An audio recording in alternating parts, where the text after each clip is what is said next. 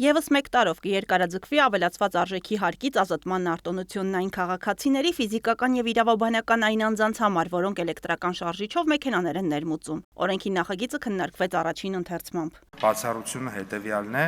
մենք առաջարկում ենք այս նոր կարգավորումը կիրառել 2023 թվականի դեկտեմբերի 31-ից հետո թողարկված, այսինքն 2024, 2025 եւ 2026 թվականի արտադրության, որտեղ 26 թվականին է գործելու արտադրության մեքենաների համար։ Նախարարը ներկայացրեց նաև վիճակագրություն, ըստ որի Հայաստանը 2022, 2023, 2024 թվականներին ունեցել է ոչ միայն ավելացված արժեքի հարկի արտոնություն, այլ նաև մաքսատուրքից ազատման արտոնություն քվոտայի շրջանակում։ 2022 թվականին 7000 միավոր, իսկ 2023, 2024 եւ 2025 թվականներին 8000-ական միավոր։ 23 թվականին ներմուծման ծավալը մեքենաների կազմել է 9635 միավոր, 22 թվականի համեմատ այս ցուցանիշը աճել 75%-ով, 24 թվականի ներմուծման ծավալը կազմել է 11793 միավոր, ինչը 23 թվականի համեմատ աճել է արդեն 22%-ով։ 2019 թվականի համեմատությամբ 2024 թվականին 17.6 անգամ ավելի շատ էլեկտրական շարժիչով ավտոմեքենաներ եւ նմանատիպ էլեկտրական շարժիչով փոխադրամիջոցներ են ներմուծվել Հայաստանի Հանրապետություն։ Նոյեմբերի 19-ի դրությամբ Հայաստան է ներկրվել 16381 ավտոմեքենա, 7 ավտոբուս եւ 2479 մոտոցիկլետ կամ մոփեդ։ Օրենքի ընդունման դեպքում օրենքն ուժի մեջ է մտնելու 2026 թվականի հունվարի 1-ից եւ գործելու է մինչեւ 2026 թվականի դեկտեմբերի 31-ը։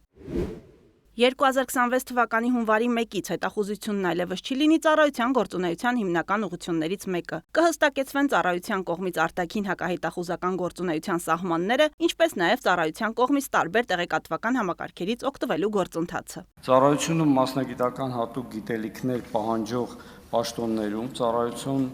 ընդունվելու հնարավորություն կնախատեսվի 30-ից բարձր տարիքի անձանց համար, իսկ սահմանապահ զորքերում եւ հատուկ ստորաբաժանումներում ծառայություն անցնելու ընթացակարգը որոշակիորեն կպարզեցվի։ Ազգային անվտանգության մարմինների ծառայողին քրեական հետապնդման ենթարկելու դեպքում կադրերի տրամադրության տակ գտնվելու ամբողջ ժամանակահատվածում կվճարվի ամսական հատուցում պաշտոնական դրույքաչափի 50%-ի չափով։ Կհստակեցվեն ծառայողին առողջական վիճակով պայմանավորված ծառայությունից արձակելու վերաբերյալ կարգավորումները։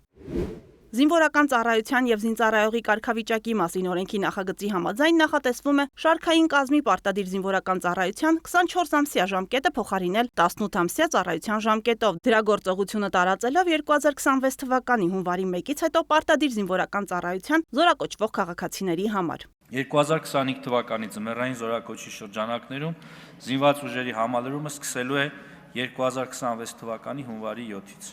որի արդյունքում 18-ամսյա ժամկետով ծառայություն են իրականացնելու 2025 թվականի ձմեռային զորակոչից սկսած պարտադիր զինվորական ծառայության զորակոչված քաղաքացիները։ Նախարարի խոսքով ծառայության ժամկետի կրճատումը չի տարածվելու 2026 թվականի հունվարի 1-ի դրությամբ պարտադիր զինվորական ծառայության մեջ գտնվող զինծառայողների վրա։ Սուրեն Պապիկյանն ընդգծեց, որ շարքային կազմի պարտադիր զինվորական ծառայության ժամկետի կրճատումը հնարավոր է դարձել վերջին տարիներին պայմանագրային զինվորական ծառայության գրավչության ավելացման եւ ընդլայնման ուղղությամբ կատարված շարունակական աշխատանքների շնորհիվ, պաշտպան հայրենանց ծրագիր, ատեստավորման համակարգ, արեստավարժ սերժանտական համակարգի ներդրում եւ այլն։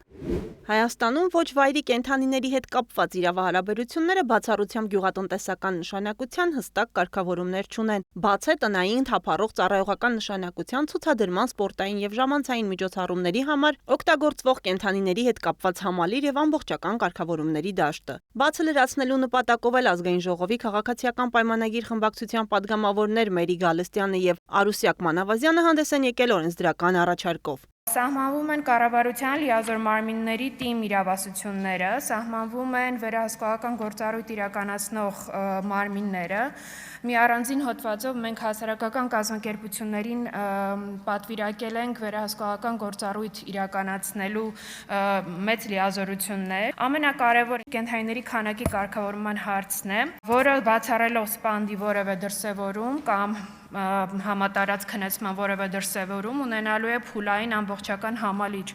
լուծում, դա համատարած դարձում է լինելու համայնքներում։ Նախատեսվում է մարզկենտրոններում կառուցել 1-ից 3 կենդանիների կացարան վայր, որտեղ կերակրվելու, բուժվելու կամ պահվելու են թափառող, կորած կամ լքված կենդանիները, ինչպես նաև ժամանակավոր պահման ու կերակրման հանձնված կենդանիները։ Նախագծերի ընդունման եւ կիրառման արդյունքում ակնկալվում է նվազեցնել կենդանիների նկատմամբ դաժան եւ անպատասխանատու գործողությունները եւ ունենալ իրավական մեխանիզմներ, որոնք կապահովեն կենդանիների բարեկեցությունն ու պաշտպանվածությունը։ Ազգային ժողովը քվեարկությամբ ընդունել է քննարկված նախագծերը։